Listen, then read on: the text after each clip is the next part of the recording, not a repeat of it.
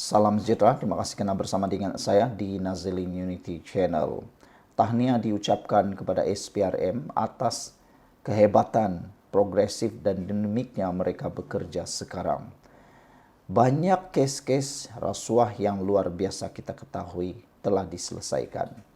Antaranya, hari ini penjawat awam didakwa dalam terima rasuah 1 juta ringgit untuk dapatkan kawasan balak.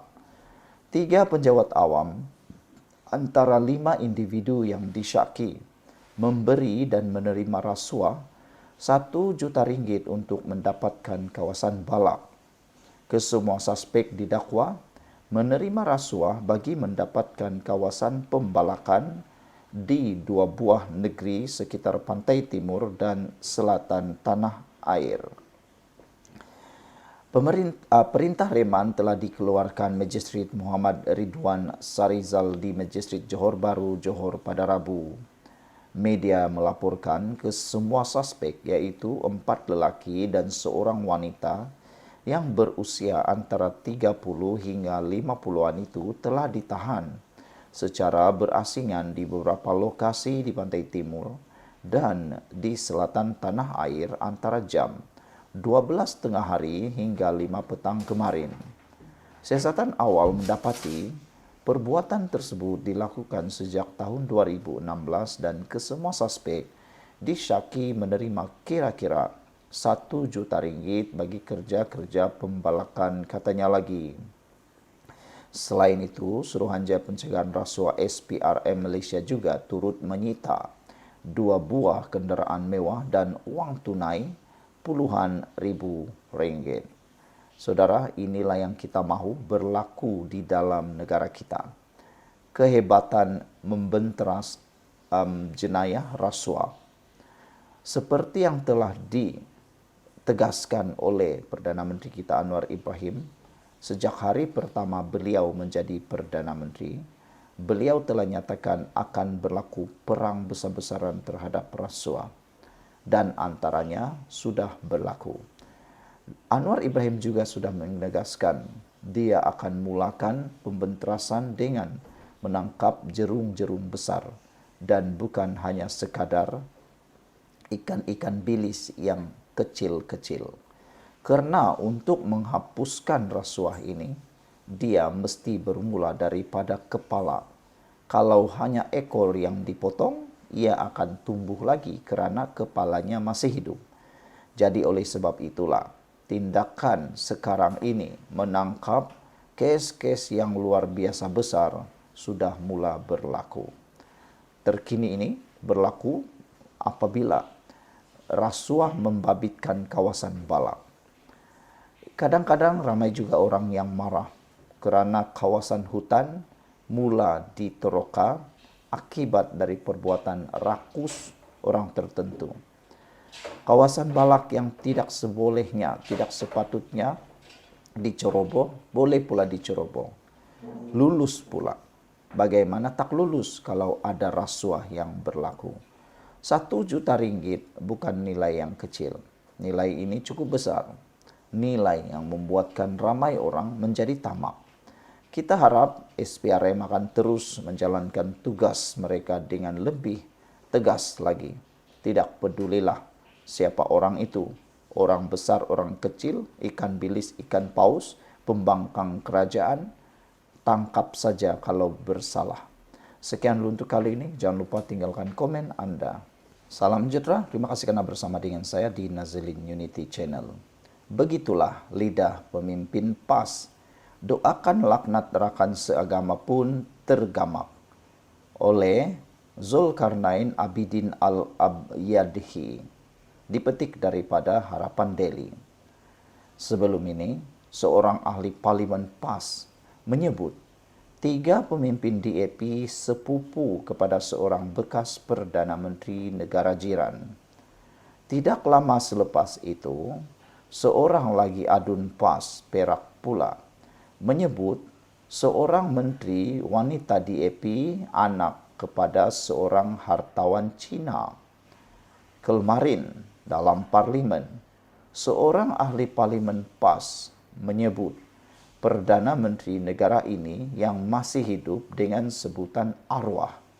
Ini satu perbuatan biadab yang sudah melampau. Perkara yang memfitnah jadi kebiasaan. Kini perbuatan yang agak melampau dan kurang ajar biadab pula kini menjadi permulaan atau ikutan baru pula. Budaya baru pula apabila menyebut Perdana Menteri negara kita Malaysia Anwar Ibrahim yang masih hidup, sihat dan kuat berusaha membangunkan semula Malaysia ini yang rosak gara-gara langkah syaitan dulu, langkah Sheraton dulu, disebutlah pula sebagai arwah. Pada pendapat anda, perbuatan itu layak atau tidak untuk seorang ahli parlimen PAS? 10 tahun dulu, ada pemimpin PAS menyebut, kami yang keluar parti itu dengan sebutan orang keluar agama. Bahkan, ada pemimpin PAS yang menyebut orang yang tidak sealiran dengan parti itu, yaitu parti PAS, dengan sebutan tupai dan kera. Jadi, kita usahlah pelik sangat dengan lidah pemimpin PAS ini. Adalah sangat dengan semua sebutan di atas. Sedangkan mendoa laknatkan rakan seagama pun mereka tergamak, kata beliau. Apa pendapat anda untuk isu kali ini? Satu lagi isu sebelum itu ialah pengkhianat agama, kata Ustadz kontroversi ini selepas terpaksa tutup pusat tahfiz. Mudah saja menyebut sebagai pusat pengkhianat agama. Penceramah kontroversi yang pernah menunjukkan jari tengah dengan tangan kanan dan kiri semasa memberi kuliah dalam masjid meninggalkan tanda pagar pengkhianat agama di Facebook hari ini. Semalam dalam ceramah yang dimuat naik dalam akaun media sosialnya, Ahmad Husyam Muhammad Bedurudin, 35 tahun, memberitahu pusat tahfiz di bawah kendaliannya terpaksa ditutup. Penutupan itu, kata anak kepada bekas mufti Kedah, Datuk Paduka Sheikh Muhammad Badruddin, berkenan akibat sabotaj pihak tertentu.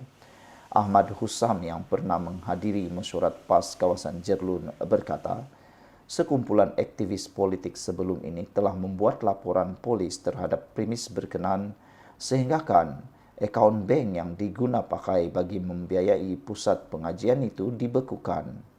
Saya rasa mahaz tahfiz ini tak lama, sebulan 2 lagi saya akan tutup operasi sepenuhnya sebab ada macam-macam masalah, katanya.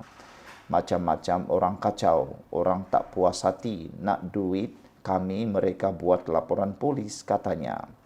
Nak duit anak yatim, nak duit pelajar tahfiz, pergi buat laporan polis. Lepas tu, akaun kami sekarang kena beku, tak boleh guna duit dalam akaun, katanya.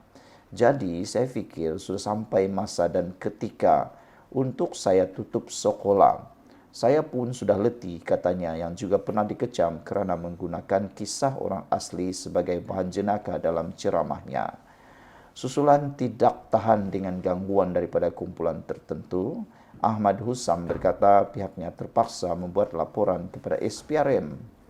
Bahkan jelasnya, penceramah bersuara lantang itu terpaksa menjual tanah dan membuat pembiayaan semula kediaman bagi membiayai kos operasi termasuk membayar gaji kaki tangan.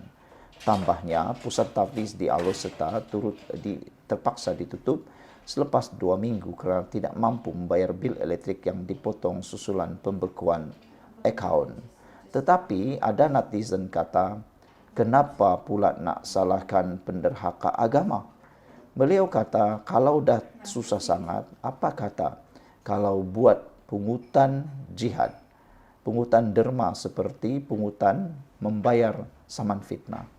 Kenapa saman fitnah yang berjumlah hampir 1 juta boleh dibuat? Kenapa pula pusat tahfiz yang hampir ditutup, yang membela anak-anak yatim dan mengajar agama ini tak boleh dibela, dibantu? Apa kata kalau PAS buat satu surat edaran buat pungutan. Takkanlah ini pula tak boleh dibuat kan? Apa pendapat kamu? Sekian dulu. Jangan lupa tinggalkan komen Anda. Bye-bye.